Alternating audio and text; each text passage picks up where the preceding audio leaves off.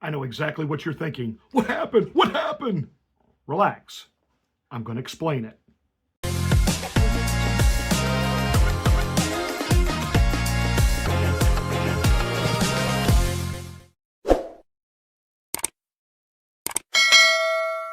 Hey, I'm Pastor Marty, and this is the Afternoon Drive. Make sure that you are subscribed to the channel, and once you are, smack the bell, click the word all. That will give you notification of my rants, my ravings, my undeniably flawless reasonings. Please like and share this video. That's the only way that we get the word out that we're here. Thank you so much for watching. Thank you for being a part of the Afternoon Drive.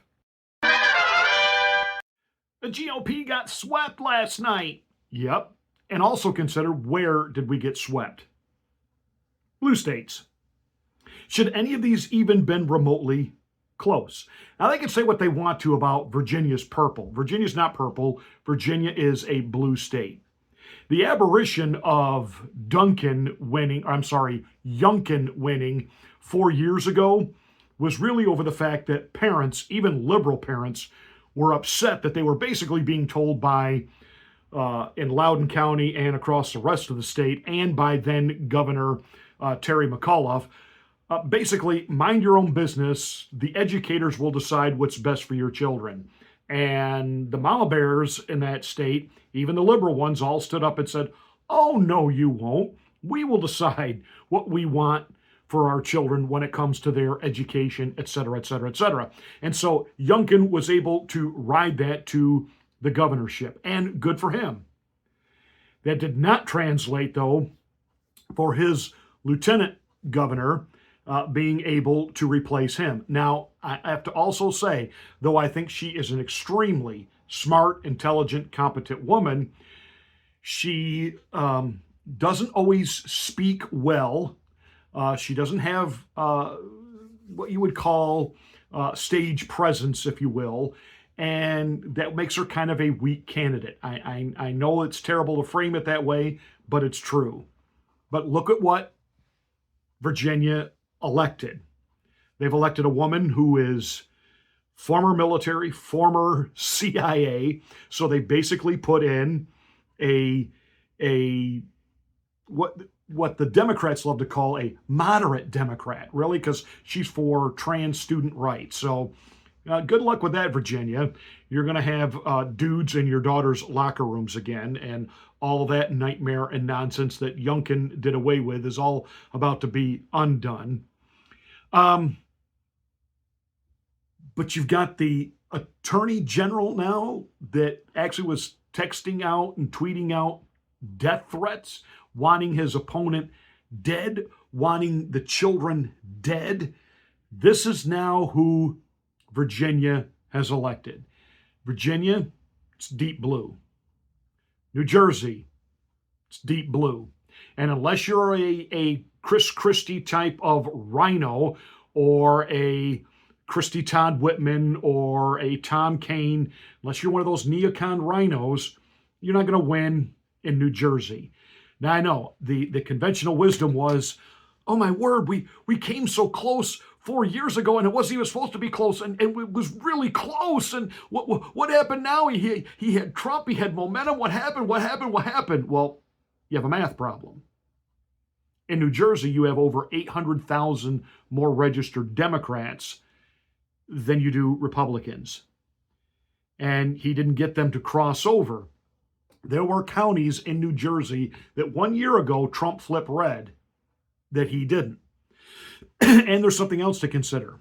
In the last 2-3 years, about 300,000 people have left New Jersey. Left New Jersey. Many of them going to places like Florida, Texas. Those are red states.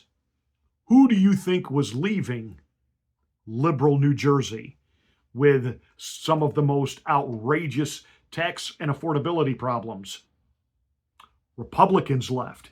What I find interesting is that the voters in New Jersey, over 70% of them said overwhelmingly, affordability is a problem and these property taxes are a killer.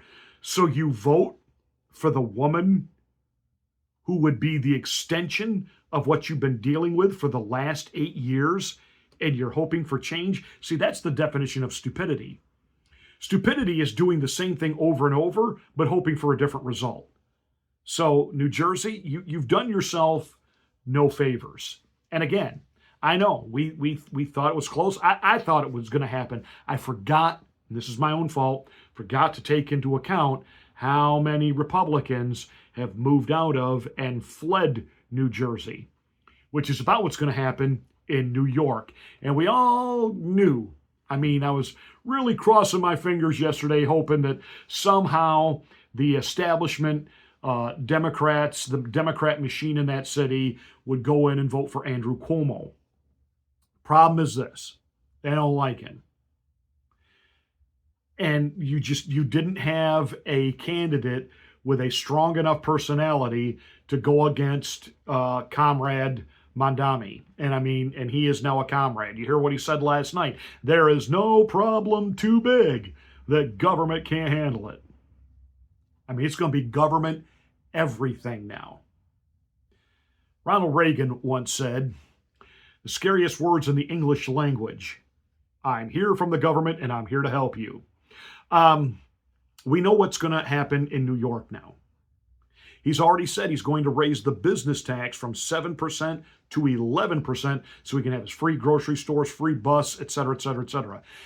You go anywhere where things like that are free, those are never good places. And the service doesn't improve when it's free. It gets a lot worse. So New York City, sadly, is going to become now a social experiment in socialism. I think you're going to see a lot of the wealth be pulled out of New York City. Yeah, there go your chances there, Hochul. Which is fine, because this is where I'm going with this today. The short-term wins that the Democrats picked up last night, I know they got the hoorah, we did it, and we passed Prop 50 in California. Nobody's talking about that in Texas. They had an election yesterday. They passed a resolution that to vote in their states, you've got to prove American citizenship. That's everybody. Maine voted down voter ID. So what became really apparent last night? Very apparent last night. Blue states are blue. Red states are red. The good news is there's more red states than blue states.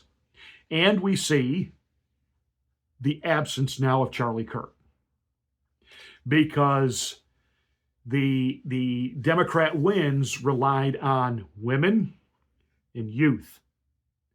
And we've got to find that voice now that speaks to the youth.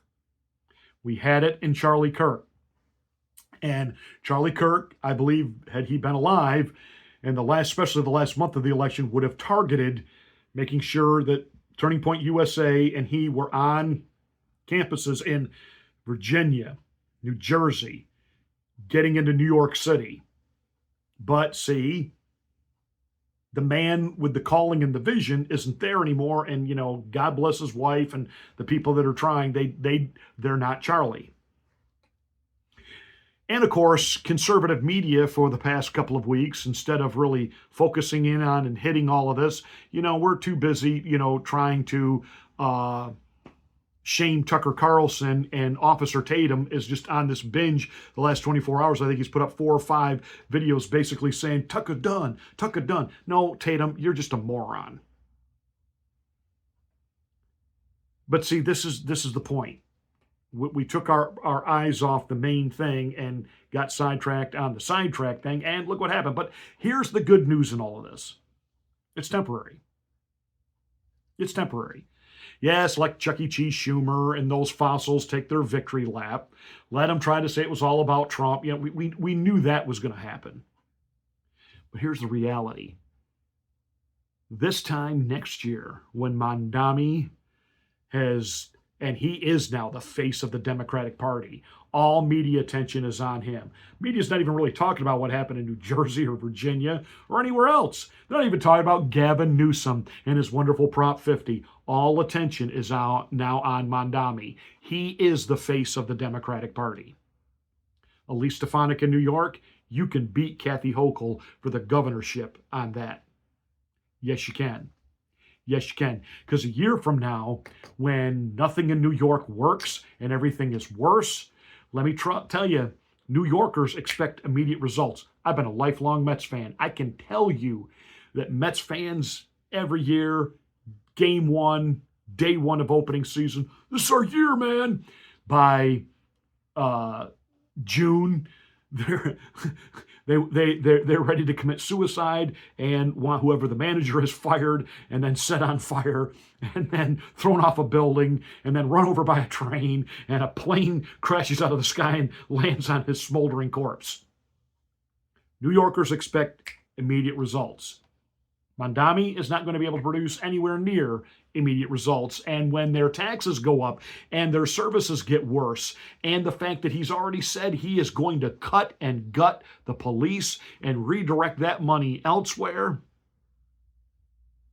that's when the Democrats will finally they will, like they did for Donald Trump, they will cross and they'll vote for Elise Stefanik. So all of this, whatever they pulled last night, it's temporary. But it does show us blue states are blue, red states are red. There's more red states than blue. And let's keep in mind, even with Newsom's win on the gerrymandering, we got more Republican states that are now going to do this to ensure we will take the House of Representatives come the next election cycle for these midterms. Hey, let the Democrats get overconfident now and think that's it. We've been losing since Trump, but now all of a sudden we've shown we can do it, man. We can do it. The midterms are ours, man. We just got to find more people like Mondami. Yes, please find lots more like him. Because what plays in Manhattan doesn't play in the rest of America. But you go ahead. You follow that new strategy. And even your so-called new moderate governors, the ones that are for trans individuals going into girls' locker rooms, yeah, that ain't going to fly either. But you go ahead. You go ahead. You keep doubling down and thinking you got this. You ain't got it. You take your little victory lap now. Nobody on the GOP side of the aisle, we're not despondent.